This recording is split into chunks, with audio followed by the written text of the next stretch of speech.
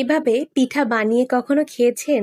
কাউকে বানিয়ে একবার খাওয়ালে বুঝতেই পারবে না এটা কি দিয়ে তৈরি। বিশ্বাস করবেন না, এই পিঠা এতটাই মজা হয় যে একটা খেলে মন ভরবে না, 10টা খেতে ইচ্ছে করবে। এটা এতটাই সফট যে মুখে দিলেই মিলিয়ে যায়। আসসালামু আলাইকুম, welcome to my cooking channel food Bhuban. বরাবরের মতো আজকেও আপনাদের জন্য একটি ভিন্ন ধরনের রেসিপি শেয়ার করছি। আজকে তৈরি করে দেখাবো গাজর ও সুজি দিয়ে নতুন স্বাদের পিঠা। তো চলুন দেরি না করে শুরু করি আজকের রেসিপিটি। এজন্য শুরুতে একটি মিক্সিং বোলে আমি 1/3 কাপ পরিমাণ সুজি নিয়ে নিয়েছি।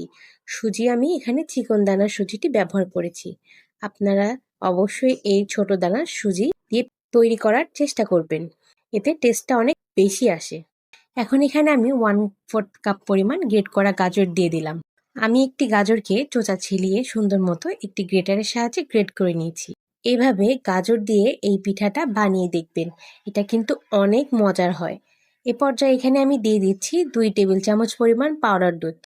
আপনারা পাউডার দুধ বাদ দিতে পারেন, কিন্তু পাউডার দুধ দিলে পিঠাটার টেস্ট দ্বিগুণ বেড়ে যায়। তারপরে দিয়ে দিলাম 1/3 কাপ পরিমাণ চিনি।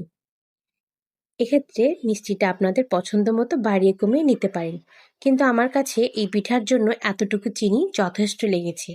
তারপরে দিয়ে দিচ্ছি এখানে 1 চামচ পরিমাণ বেকিং পাউডার, আরও দিচ্ছি 1/2 চামচ পরিমাণ বেকিং সোডা।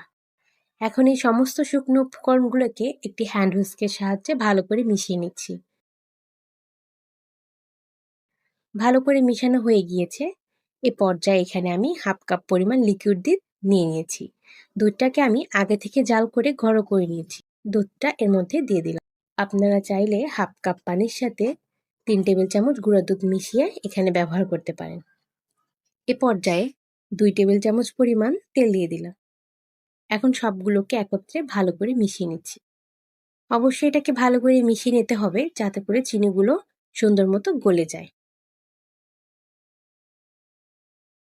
দেখতে পাচ্ছেন মেশানো হয়ে গিয়েছে, চিনিটাও সম্পূর্ণরূপে গলে গিয়েছে।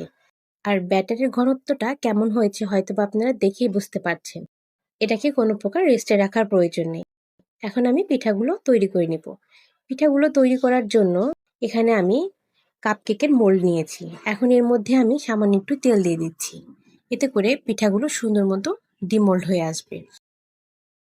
এখন পিঠার ব্যাটার থেকে একটু একটু করে ব্যাটার এই মোল্ডে দিয়ে দিচ্ছি। আপনারা যখন ব্যাটারটা মোল্ডে দেবেন তখন অবশ্যই ভরে দেবেন না, একটু অংশ ফাঁকা রেখে দেবেন, কারণ এটা যখন বেক হবে তখন কিন্তু অনেকটাই ফুলে উঠবে। আপনাদের কাছে যদি মোল্ড না থাকে তাহলে আপনারা স্টিলের বাটি বা চায়ের কাপে যে কোনো পাত্রে আপনারা এটাকে বানিয়ে নিতে পারেন।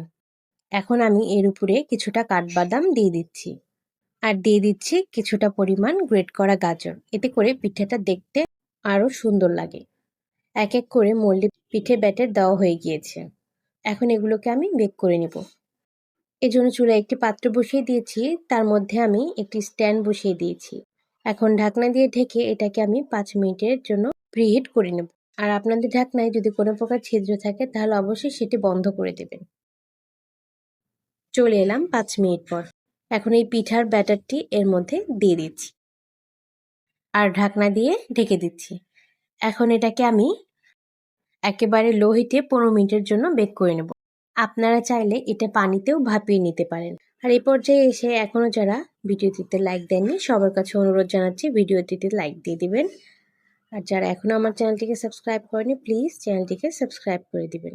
এ পর্যায়ে চুলার আঁচের কোনো পরিবর্তন করা যাবে না, আর বারবার ঢাকনা উঠিয়ে চেক করা যাবে না, এতে করে পিঠাগুলো কিন্তু সুন্দর মতো ফুলে উঠবে না। চলে এলাম 15 মিনিট পর। দেখতে পাচ্ছেন মাশাআল্লাহ পিঠাগুলো ফুলে ফেপে গিয়েছে আর দেখতে কতটা সুন্দর দেখা যাচ্ছে। এখন একটি কাঠির সাহায্যে আমি চেক করে দেখছি পিঠাটা হয়েছে কিনা। দেখতে পাচ্ছেন কাঠিটা একবারে ক্লিয়ার বের হয়েছে, তার মানে আমাদের পিঠা তৈরি হয়ে গিয়েছে। এখন এটাকে আমি এখান থেকে উঠিয়ে নিচ্ছি। এখন এগুলোকে ডিমোল্ড করে নেব।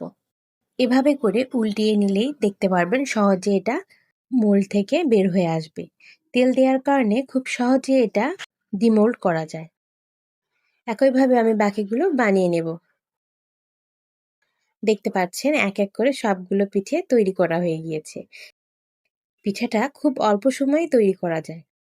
এই পিঠা দেখতে যতটা না সুন্দর লাগে, খেতে কিন্তু অনেক মজার হয়ে থাকে।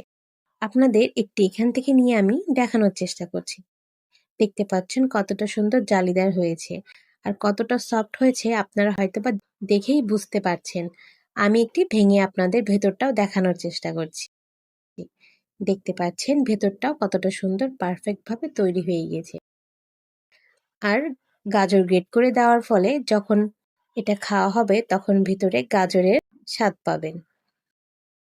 আশা করছি এই নতুন স্বাদের পিঠাটা আপনাদের সকলের পছন্দ হয়েছে।